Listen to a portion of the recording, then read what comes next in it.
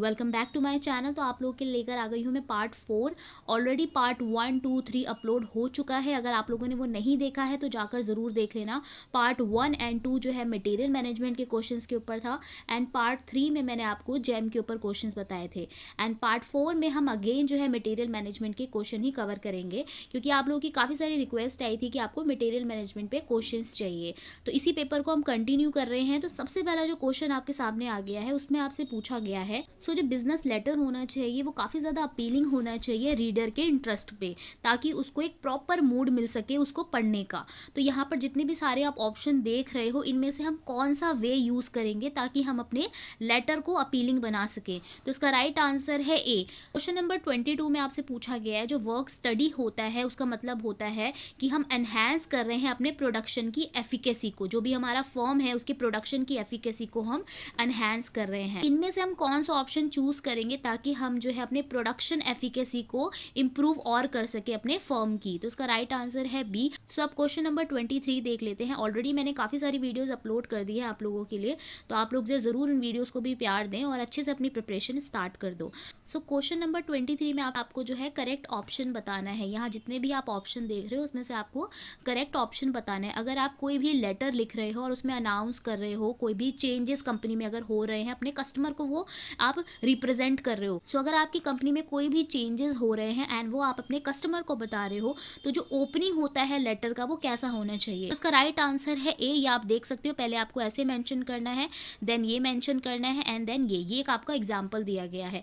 ऐसे ही आपको अपने लेटर की ओपनिंग करनी है और अनाउंस करना है कोई भी change to the customer. So store keeper की जो भी बच्चे तैयारी कर रहे हैं ना, उन लोगों के लिए मैंने बहुत सारी वीडियोस अपलोड कर रखी है अपने चैनल पर। आप लोग उन वीडियोस को ज़रूर देख लेना। मैं हर वीडियो में रिपीट करती हूँ कि उन वीडियोस को आप ज़रूर देख कर जाना, बिकॉज वो सारे ही क्वेश्चन बहुत इंपॉर्टेंट है और आपके पेपर में वो आ सकते हैं। टेंडर के तो मैंने जितने क्वेश्चन कराए हैं वो रिपीटेड आए हुए हैं। सो आप लोग जो अच्छे से जो उन वीडियोज़ को देख लेना और चैनल को ज़रूर सब्सक्राइब कर देना और वीडियो को लाइक कर देना अगर आप लोगों को अच्छी लगती है तो। क्वेश्चन नंबर 24 में आपको बताना है, कोई भी कंसल्टेशन हो रहा है between purchasing and dash department. तो यहाँ पर आपको बताना है वो कौन सा डिपार्टमेंट है। ऑलराइट, तो ये नेसेसरी होता है कि कंसल्टेशन हो उन दोनों डिपार्टमेंट के बीच। तो ये जो कंसल्टेशन है हम कब करेंगे, जब हमारा जो परचेज डिपार्टमेंट है वो डेवलप कर रहा है एक सप्लायर को फॉर न्यू कंपोनेंट्स के लिए। तो कौन सा दो डिपार्टमेंट है, जो परचेजिंग डिपार्टमेंट है एंड डिज़ाइन डिपार्टमेंट है, इन दोनों के बीच कंसल्टेशन होना ज़रूरी है। सो इसका राइट आंसर हो गया बी। अब देख लेते हैं क्वेश्चन नंबर 25। तो क्वेश्चन नंबर 25 में आपसे पूछा गया है, अगर हमें कैलकुलेट करना है डेप्रिसिएशन तो उसके मैनी वेज होते हैं। सो जो मोस्ट फ्रिक्वेंट यूज मेथड होता है वो कौन सा होता है इनमें से। तो इसका राइट आंसर है C. Uses and time based method जो होता है सबसे फ्रिक्वेंटली हम यूज़ करते हैं ताकि हम कैलकुलेट कर सके डेप्रिसिएशन को। सो क्वेश्चन नंबर 26 में आपको बताना है, यहाँ जितने भी आप भी सारे ऑप्शंस देख रहे हो इसमें से कौन सा करेक्ट स्टेटमेंट नहीं है अबाउट मटेरियल हैंडलिंग इंपॉर्टेंस। जो मटेरियल हैंडलिंग इंपॉर्टेंस बहुत ही ज़्यादा इंपॉर्टेंट होती है। सो यहाँ पे जितने भी ऑप्शन दिए गए उसमें से हमें करेक्ट स्टेटमेंट जो नहीं है वो बताना है। बाकी सारे करेक्ट हैं बट उसमें से एक ऐसा ऑप्शन है जो कि करेक्ट नहीं है अबाउट मटेरियल हैंडलिंग इंपॉर्टेंस। सो इसका राइट आंसर है डी।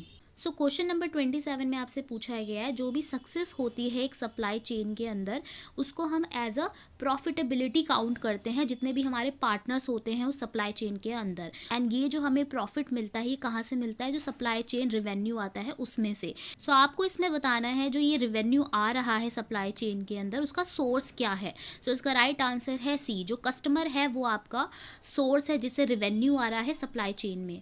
सो क्वेश्चन नंबर 28 में आपको एक एग्जाम्पल दिया गया है। आपको इसमें पूछा गया है, जो अमित और जैन है ये एक बिजनेस पार्टनरशिप में है और इनके पास कोई भी फिक्स टर्म एग्रीमेंट नहीं है। अपनी पार्टनरशिप की जो ड्यूरेशन के पीरियड है उसमें इन्होंने कोई भी जो है फिक्स टर्म एग्रीमेंट नहीं दिया है। तो ये जो एग्जाम्पल दिया गया है उसके अकॉर्डिंग जो सेक्शन 7 है इंडियन पार्टनरशिप एक्ट 1932 का, इस टाइप की जो पार्टनरशिप और ये जो एग्रीमेंट हो रहे हैं ये किस में काउंट होगा। तो इसका राइट आंसर है बी। ये पार्टनरशिप हुई है एट विल पे।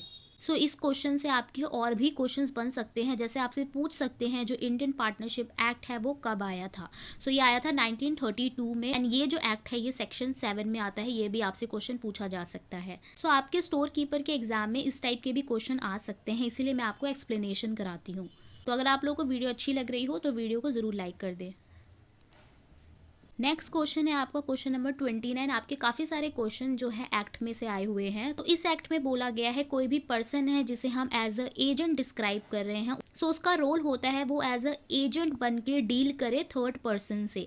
सो ये जो पर्सन होता है जिसे हम एजेंट भी बोलते हैं, ये सारे काम किसके लिए करता है, किसको रिप्रेजेंट करता है? तो इसका राइट आंसर है C, the principal. So question number 30 जो है आपका लास्ट क्वेश्चन है। इसमें जो है आपसे सीमो चार्ट के बारे में पूछा गया है। एंड जो प्रीवियस वीडियो मैंने अपलोड करी है उसमें भी चार्ट के ऊपर क्वेश्चन आए हुए थे। सो इसमें क्या पूछा गया, सबसे पहला क्वेश्चन तो आपका ये बन सकता है कि सीमो चार्ट की फुल फॉर्म बता दो।